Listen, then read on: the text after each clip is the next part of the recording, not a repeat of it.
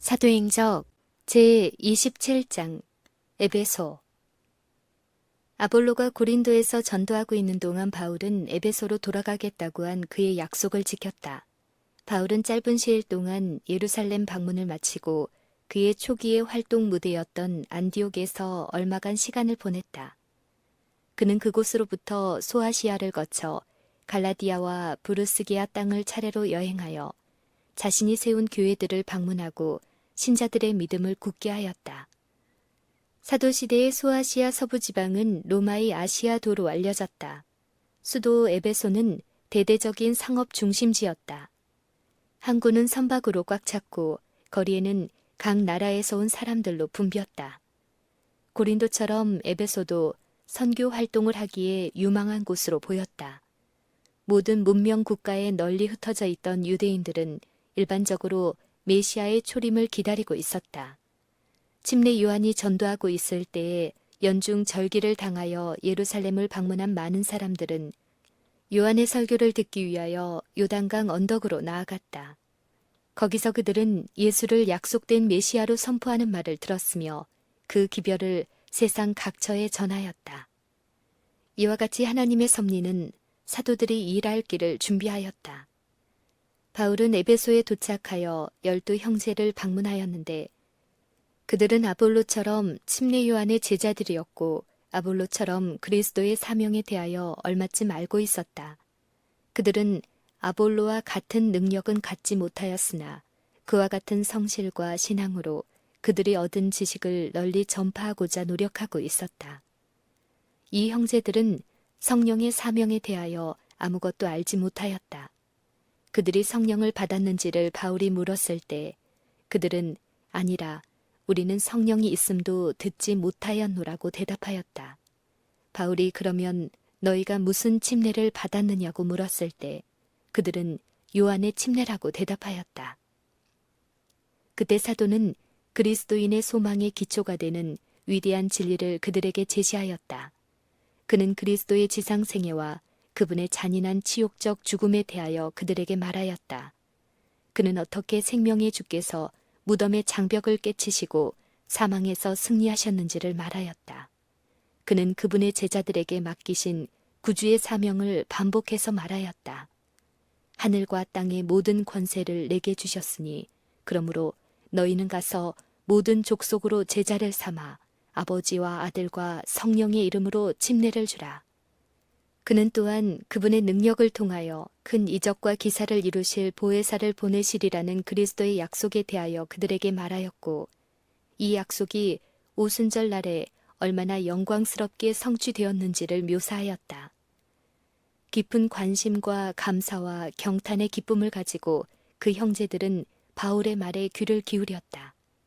그들은 믿음으로 그리스도의 속죄의 희생에 대한 놀라운 진리를 붙잡았고 그리스도를 구주로 받아들였다. 그들은 예수의 이름으로 침례를 받았고 바울이 그들에게 안수하니 그들도 역시 성령의 침례를 받아 다른 나라의 방언을 말하고 예언할 수 있었다. 이리하여 그들은 에베소와 그 부근에서 선교사로서 일하고 또한 소아시아의 복음을 선포하러 나아갈 수 있는 자격을 얻었다. 이 사람들이 교역자로서 추수장에 나아갈 수 있는 경험을 얻은 것은 겸손하고 가르침을 받을 만한 정신을 품은 까닭이었다. 그들의 모보는 그리스도인들에게 크게 가치 있는 교훈을 준다. 거룩한 생활에서 거의 진보하지 않는 사람들이 많은데 그 까닭은 그들이 너무나 자신만만하여 배우는 이의 위치를 취하지 않기 때문이다. 그들은 하나님의 말씀에 대한 피상적인 지식으로 만족한다. 그들은 그들의 믿음이나 행실을 변화시키기 원치 아니하므로 보다 큰 빛을 얻으려고 노력하지 않는다. 만일 그리스도를 따르는 이들이 열렬히 지혜를 강구할 것 같으면 그들은 아직 그들에게 완전히 알려지지 않은 진리의 풍요한 밭으로 인도함을 받을 것이다. 자신을 완전히 하나님께 맡기는 사람은 하나님의 손길로 인도함을 받을 것이다. 그는 미천하고 명백히 타고난 재능이 없을 수도 있으나 사랑과 신뢰의 마음으로 공표된 하나님의 모든 뜻을 순종하면 그의 능력은 순결하고 고상하게 되고 활력을 띠게 될 것이며 그의 능력은 증가될 것이다. 그가 거룩한 지혜의 교훈을 간직하게 될 때 그에게는 거룩한 사명이 위임될 것이며 그는 자신의 생애로 하나님께 영광을 돌리며 세상 사람들에게 축복이 되게 할 수 있을 것이다. 주의 말씀을 열무로 우둔한 자에게 비추어 깨닫게 하나이다. 오늘날 많은 사람들이 에베소 교인들처럼 마음에 작용하시는 성령의 역사를 알지 못하나 하나님의 말씀 가운데서 이보다 더 분명하게 가르쳐진 진리는 없다. 선지자들과 사도들은 이 주제를 강조하였다. 그리스도께서는 친히 영적 생애를 유지함에 있어서 그분의 성령의 작용에 대한 예증으로서 식물계의 성장에 우리의 주의를 환기시키셨다. 뿌리에서 올라오는 포도나무의 수액이 가지로 확산되어 성장을 유지시키고 꽃과 열매를 맺힌다. 그처럼 구주에게서 나오는 생명을 주는 성령의 능력도 영혼에 스며들어 동기와 애정을 새롭게 하고 생각들까지도 하나님의 뜻에 복종하게 하며 받은 이에게 거룩한 행위의 귀중한 열매를 맺을 수 있게 한다. 이 영적 생명의 창시자는 눈에 보이지 아니하며 생명을 나누어 주고 유지시키는 정확한 방법은 인간의 철학의 능력으로는 설명할 수 없다. 그러나 성령의 작용은 항상 기록된 말씀과 일치한다. 천연계에서처럼 영적 세계에서도 마찬가지다. 천연계의 생명은 매 순간마다 하나님의 능력으로 유지된다. 그러나 직접적인 이적으로 유지되는 것은 아니요. 우리 가까이에 두신 축복들을 사용함으로써 유지된다. 그와 같이 영적 생명도 하나님의 섭리로 공급된 이 방법들을 사용함으로써 유지된다. 만일 그리스도를 따르는 사람이 온전한 사람을 이루어 그리스도의 장성한 분량이 충만한 데까지 장성하기를 원한다면 그는 생명의 떡을 먹고 구원의 물을 마셔야 한다. 그는 깨어 기도하고 일하며 모든 일에 있어서 그분의 말씀 가운데 나타난 하나님의 교훈에 유의하여야 한다. 이 유대인 개종자들의 경험 가운데는 여전히 우리를 위한 다른 교훈이 있다. 그들은 요한의 손에 침례를 받았을 때 죄를 담당하시는 분으로서 예수님의 사명을 충분히 이해하지 못하였다. 그들은 중대한 오류를 지니고 있었다. 그러나 그들은 더 밝은 빛으로 그리스도를 그들의 구주로 기쁘게 영접하였으며 이 진보의 단계와 더불어 그들의 의무에 변화가 이르러 왔다. 그들이 더 순전한 신앙을 받게 되었을 때 그들의 생애에는 그에 상응하는 변화가 있었다. 이 같은 변화의 증거를 보이는 가운데 그리스도를 믿는 믿음을 인정하는 표로서 그들은 그리스도의 이름으로 재침례를 받았다. 바울은 습관대로 유대인의 회당에서 전도함으로써 에베소에서의 그의 사업을 시작하였다. 바울은 3개월 동안 계속 거기서 일하면서 하나님 나라에 대하여 강론하며 권면하였다. 처음에는 환대를 받았으나 얼마 후에는 다른 곳에서처럼 난폭한 반대를 당하였다. 어떤 사람들은 마음이 굳어 순종치 않고 무리 앞에서 이 도를 비방하였다. 그들이 복음을 거절하기를 고집하였을 때 사도는 회당에서 전도하기를 그쳤다. 하나님의 성령께서는 그의 백성들을 위해 수고하는 바울을 통하여 바울과 함께 일하셨다. 진리를 알고자 정직하게 갈망하는 모든 사람들을 수긍시키기에 충분한 증거가 제시되었다. 그러나 많은 사람들은 편견과 불신의 지배를 받아 가장 확실한 증거에 굴복하기를 거절하였다. 신자들의 신앙이 이 진리의 반대자들과의 계속적인 교제로 위태하게 되진 않을까 염려한 바울은 그들을 떠나 제자들을 따로 모아 어떤 저명한 교사인 두란노의 서원에서 강론을 계속하였다. 바울은 비록 대적하는 자가 많을지라도 그의 앞에 광대하고 공효를 이루는 문이 열려 있다는 사실을 알았다. 에베소는 아시아의 도시들 중에서 가장 장엄한 도시일 뿐 아니라 가장 부패한 도시였다. 미신과 관능적 향락이 그 많은 인구를 뒤흔들었다. 사원들의 그늘 아래서 각종 범죄자들이 피난처를 찾았으며 가장 저급한 죄악들이 성행하였다. 에베소는 여신 아데미, 다이아나, 즉 달의 여신 숭배의 이름난 중심지였다. 에베소 사람의 아데미의 장엄한 신전의 명성이 온 아시아와 세계에 퍼졌다. 그 빼어난 장관은 그 도시뿐 아니라 나라의 자랑거리가 되게 하였다. 신전 안에 있는 우상은 하늘에서 떨어진 것으로 구전되었다. 그 위에는 상징적인 부호들이 새겨져 있었는데 그것들이 위대한 능력을 가진 것으로 믿었다. 에베소 사람들은 이 상징들의 뜻과 용법을 설명하는 책들을 기록하였다. 이 값비싼 책들을 면밀히 연구하는 사람들 중에는 많은 마술사들이 있었는데 그들은 미신에 사로잡혀 신전 안에 있는 우상을 숭배하는 자들의 마음에 큰 가마를 끼쳤다. 사도 바울은 에베소에서 활동할 때 특별히 하나님의 은혜의 증거들을 받았다. 하나님의 능력이 바울의 노력과 함께하였고 많은 사람들이 육체적 질병에서 나음을 입었다. 하나님이 바울의 손으로 희한한 능을 행하게 하시니 심지어 사람들이 바울의 몸에서 손수건이나 앞치마를 가져다가 병든 사람에게 얹으면 그 병이 떠나고 악귀도 나가더라. 이와 같은 초자연적 능력의 출현은 에베소에서 이전에 목격하였던 것보다 훨씬 더 강력하였으며 그들이 요술쟁이의 기술이나 마술사의 마법으로 모방할 수 없는 그런 성격의 것이었다. 이 이적들이 나사렛 예수의 이름으로 행하여졌을 때 백성들은 하늘의 하나님이 여신 아데미의 예배자들인 마술사들보다 훨씬 더 능력이 있으시다는 것을 볼 수 있는 기회를 가졌다. 이와 같이 주께서는 당신의 종을 우상 숭배자들 앞에서까지라도 가장 유력하고 총애를 받는 마술사들보다도 헤아릴 수 없을 만큼 높이셨다.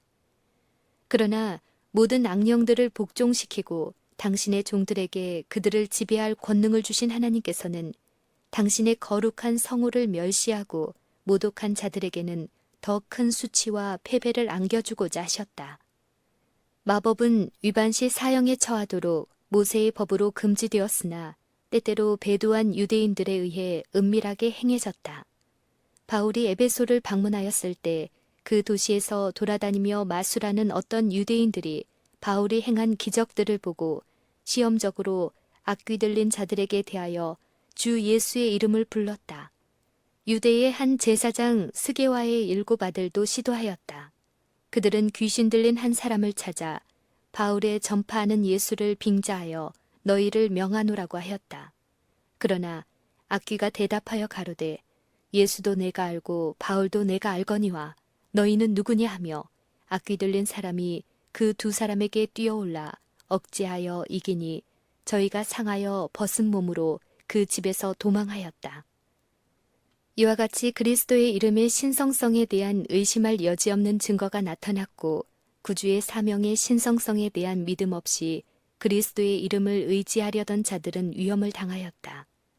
다 이 일을 알고 두려워하며 주 예수의 이름을 높였다. 전에 감추어졌던 사실들이 이제 밝히 드러났다. 어떤 신자들은 그리스도교를 받아들임에 있어서 그들의 미신을 완전히 버리지 아니하였다. 그들은 여전히 어느 정도 마술의 행습을 계속하였다. 이제는 그들의 과오를 깨닫고 믿은 사람들이 많이 와서 자복하여 행한 일을 고하였다. 선한 사업은 어떤 마술사들에게까지 확대되었다. 마술을 행하던 많은 사람이 그 책을 모아가지고 와서 모든 사람 앞에서 불사르니 그 책값을 계산한 즉 은 5만이나 되더라. 이와 같이 주의 말씀이 힘이 있어 흥왕하여 세력을 얻으니라. 에베소 사람들은 마술책을 불사름으로 저희가 한때 좋아하였던 것을 이제 미워한다는 것을 나타내었다. 그들이 특별히 하나님께 범죄하고 그들의 영혼을 위태롭게 한 것은 마술을 의존하였기 때문이었으며 그와 같이 분개를 나타낸 것은 마술을 대적하였기 때문이었다. 이리하여 그들은 참된 회개의 증거를 나타내었다. 이 점치는 주문집들에는 악령들과 교통하는 법과 형식이 포함되어 있었다. 그것들은 사단 숭배의 규칙들, 사단의 도움을 강구하고 그에게서 정보를 얻는 지침들이었다.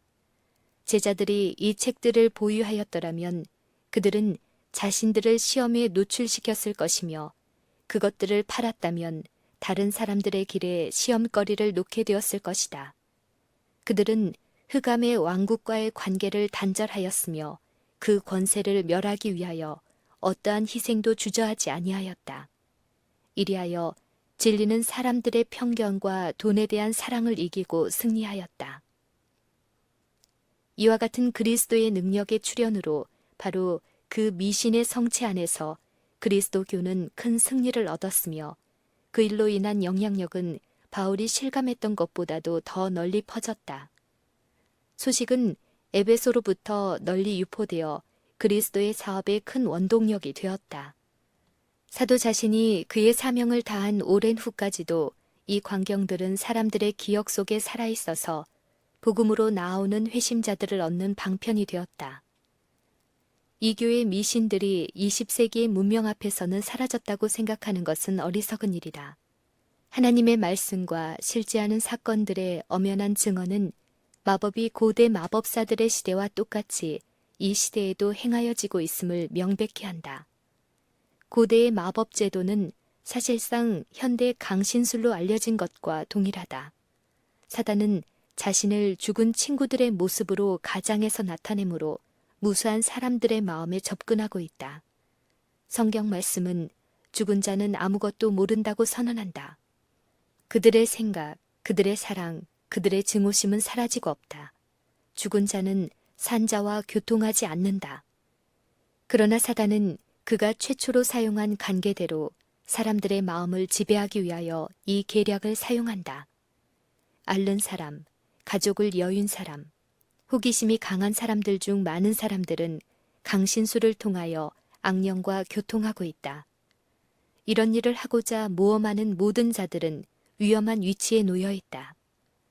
진리의 말씀은 하나님께서 그들을 어떻게 간주하는지 선언하신다. 고대의 하나님께서는 이교에 신접한 자에게 조언을 구하러 보낸 한 왕에게 다음과 같은 단호한 형벌을 선고하셨다. 이스라엘의 하나님이 없어서 너희가 에그론의 신 바알 세부백에 물으러 가느냐. 그러므로 여호와의 말씀이 네가 올라간 침상에서 내려오지 못할지라. 네가 반드시 죽으리라. 오늘날의 점쟁이들과 천리안을 가졌다는 자들은 이교 시대의 마술사와 같이 강신술의 영매들이다. 엔돌과 에베소에서 발한 신비스러운 음성들은 여전히 그들의 거짓말로 사람들을 그릇된 길로 인도하고 있다. 우리의 눈앞에서 휘장이 거쳐질 수 있다면 우리는 사람들을 기만하여 멸망시키려고 온갖 술책을 다 쓰고 있는 악한 천사들을 볼 수 있을 것이다. 사람들로 하여금 하나님을 잊어버리도록 가마를 끼칠 수 있는 곳은 어디서든지 사단이 그의 매혹시키는 능력을 행사하고 있다. 사람들이 그의 가마에 굴복할 때 그들은 머지않아 마음이 어리둥절하게 되고 영혼이 더럽혀짐을 알게 된다. 오늘날 하나님의 백성들은 에베소 교회에 보낸 사도의 다음 권고에 유의하여야 한다. 너희는 열매 없는 어둠의 일에 참여하지 말고 도리어 책망하라.